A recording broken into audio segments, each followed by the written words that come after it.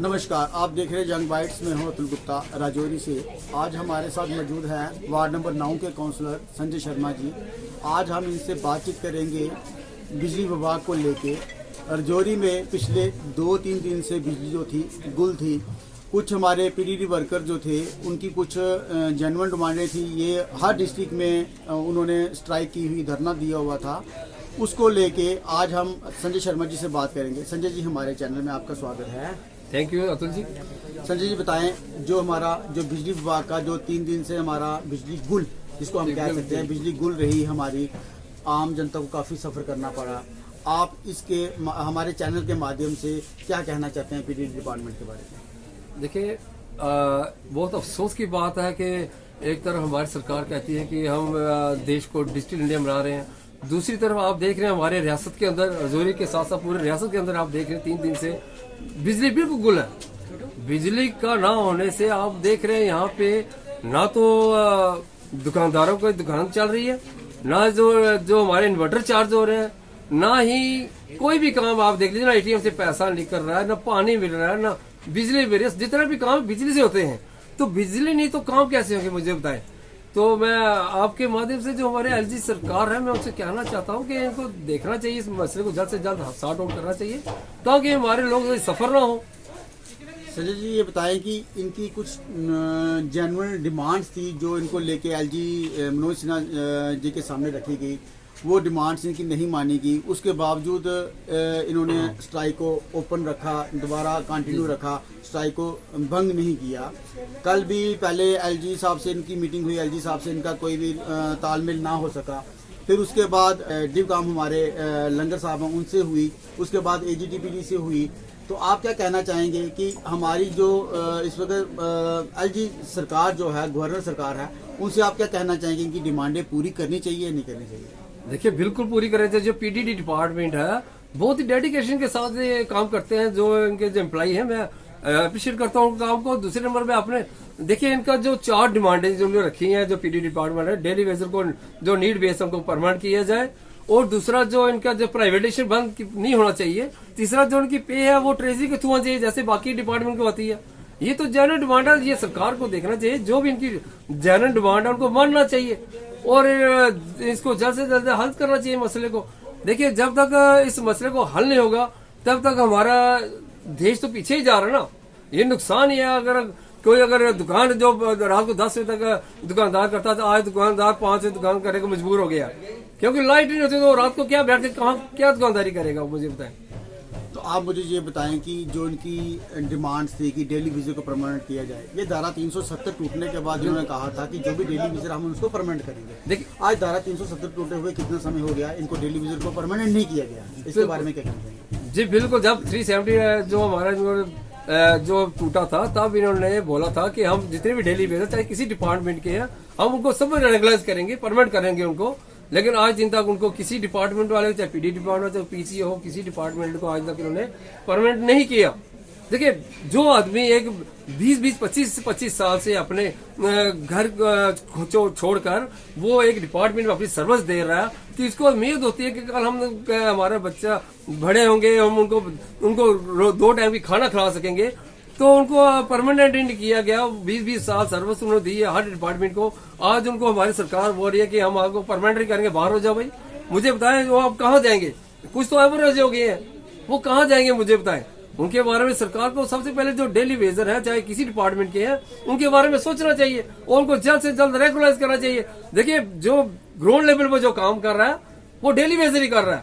आप चाहे पीएचई लगा लो, पीडीडी डिपार्टमेंट लगा लो, किसी डिपार्टमेंट लगा लो, तो परमानेंट कम, दो डेली वेजर ज्यादा काम कर रहे हैं मेरे ख्याल में। तो उनको परमानेंट करना चाहिए, सरकार को उनके बारे में सोचना चाहिए। तो मुझे बताएं कि डेली विजिट को जो सैलरी है वो टाइम टू टाइम नहीं मिल पाती है। वो अपने घर का चूल्हा पता नहीं किस तरह से चलाते होंगे, उधारी लेके चलाते होंगे।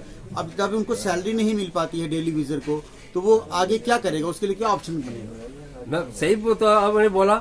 मैं ये जो डेली वेजर है, कुछ हमारे यहाँ शहर के भी है, उनके घर भी गया, मैं विजिट किया, मैं देखा बेचारे 2 टाइम को खाने के लिए मजबूर हो गए। देखिए, आज का दौर में देखिए आप कौन सी चीज सस्ती है। अगर 1 टाइम खाना भी बनाएंगे, 200 का खाना 100-200 खाने के लिए चाहिए, राशन के लिए पैसे चाहिए। मैं खुद विजिट किया, देखा इतने मजबूर हो गए लोग जो डेली वेजर हैं, वो बेचारे मेरे पास डेपुटेशन है, कई बार मेरे पास आए, भाई संजय जी हमारा ये मिसाइल है, हमारे मिसाइल को सरकार के आगे रखे हल करें। मैंने कई बार मीडिया के आपके माध्यम से बोला कि जो सरकार है इनको सोचना चाहिए, जो हमारे डेली बेसिस जितने भाई हैं जिन्होंने 20-20 साल सर्विस दी है उनको परमानेंट किया जाए। तो आप हमारे चैनल के माध्यम से डिवकॉम राघव लंगर जी से और हमारे एलजी मनोज सिन्हा जी से क्या कहना चाहेंगे हमारे चैनल के माध्यम से देखिए डिपार्टमेंट के बारे में? देखिए मैं आपके माध्यम से जो हमारे एलजी साहब हैं और डिवकॉम लंगर साहब हैं, मैं उनसे ये अपील करूंगा कि जो भी ये पीडी डिपार्टमेंट का जो मसला है जल्द से जल्द हल किया जाए और इसको प्राइवेट ना किया जाए। देखिए हमारा जो रियासत JNK है, खासकर राजौरी पूंछ आप लीजिए, एक बैकवर्ड एरिया हमारा, यहाँ पे ऐसे ऐसे घर भी हैं जहाँ तक बिजली पहुंची नहीं है। तो यहाँ पे मुझे बताएं कि लोग पैसे इतने प्राइवेट का हो जाता है, तो उन्होंने अपनी कमीशन जो प्राइवेट टेंडर लेगा, ठेका लेगा, उसमें उन्होंने अपनी कमीशन भी लेनी है, उन्होंने अपना घर भी भरना, तो लोगों लोड सारा पड़ेगा हम जनता पे। तो जनता के बारे में सरकार को सोचना चाहिए। अगर डिजिटल इंडिया की तरफ हमारी सरकार बोल रही है बनाना है, तो पहले जनता के बारे में सोचना चाहिए, फिर डिजिटल इंडिया के बारे में बनेगा। जब तक जनता को हमारे रिलीफ नहीं मिलेगी तब तक हम कैसे सोच सकते हैं कि प्राइवेट होने से तो किसी को जनता को फायदा नहीं होगा। सरकार को पहले भी 50 साल ऐसे चलता रहा हमारा, अगर प्राइवेट नहीं तो तभी चल रहे थे डिपार्टमेंट, आगे भी इनको सोचना चाहिए। ऐसे देखा गया है कि सुनने में ये भी आता है कि श्रीनगर में लोग बिजली के बिल पे नहीं करते हैं, बिल्कुल हमारे जम्मू के डिवीजन पे ज्यादा लोड किया जाता है। इसके ऊपर आप क्या कहना चाहेंगे? आपने बिल्कुल सही बोला। ये मैं आज की बात नहीं कर रहा हूँ, यहाँ पिछले आप भी जानते हो पिछले कई सालों से जब भी रेवेन्यू आता है तो फिर सिर्फ हमारे जम्मू प्रोविंस का आता है, चाहे किसी डिपार्टमेंट, PD डिपार्टमेंट हो, PC डिपार्टमेंट हो, कोई भी डिपार्टमेंट है, उसका रेवेन्यू जितना भी है हमारे सिर्फ जम्मू प्रोविंस का आता है। आप कंपेयर कर लीजिए, आप इनको बोलिए, दिखाए अब कश्मीर का और जम्मू प्रोविंस का कितना फर्क है जो रेवेन्यू आता है। चाहे टैक्स लिख लीजिए आप, जितने लोग हमारे जम्मू प्रोविंस के टैक्स देते हैं, जितना रेवेन्यू हमारे JNK जम्मू कश्मीर जो हमारे जम्मू प्रोविंस के लोग देते हैं, इतना कहीं भी सरकार ने किसी स्टेट के नहीं देते, ना हमारे कश्मीर के प्रोविंस के लोग देते हैं। तो इस पर भी लोगों को, हमारी सरकार को ध्यान देना चाहिए और इनके साथ जाती नहीं होनी चाहिए। हमारे लोगों के साथ जितने हमारे राजौरी पूंछ के लोग हैं, जम्मू के लोग हैं, इनके साथ इंसाफ होना चाहिए और जो PD डिपार्टमेंट का मसला है तो जल्द से जल्द सॉर्ट आउट करना चाहिए। जैसे देखा गया है कि डिवकॉम राघव लंगर जी के थ्रू एक कल शाम को प्रेस कॉन्फ्रेंस हुई, उसके बाद उन्होंने हर एक डिस्ट्रिक्ट के जो डिप्टी कमिश्नर है उनको एक हिदायत दी गई कि जो भी आपके यहाँ पे गृह स्टेशन है वहाँ पे थ्रू आर्मी जो हमारी जवानों की फोर्स है यहाँ पे, उनको जो मैकेनिकल इंजीनियरिंग है उनको वहाँ भेज के लोगों को बिजली मुहैया कराई जाए। रात को बिजली तो आ गई है, लेकिन कुछ जगह पे ऐसा हमें दिखने को मिला है उन्होंने मेन सप्लाई को ही शुरू किया है, आगे जो फॉल्ट हैं वो कहाँ से दूर होंगे? देखिए जो डिवकॉम साहब ने फैसला लिया वो तो हम अप्रिशिएट करते हैं, लेकिन मुझे बताएं जो आगे ग्रिड स्टेशन तो ऑन कर देंगे लाइट, वो अब वही रात को 1 बजे लाइट आई है, तो उसके मुझे बताएं ना, अब जो हमारी गलियों में जो आगे सड़कों पे लाइटें टूटी पड़ी हुई हैं, जो फॉल्ट पड़े हुए हैं, वो कौन निकालेगा? ऐसे तो काम नहीं चलेगा ना। पीछे से अगर स्विच ऑन करे तो आगे अगर लाइट पहुंच जाए फिर तो अच्छी बात है।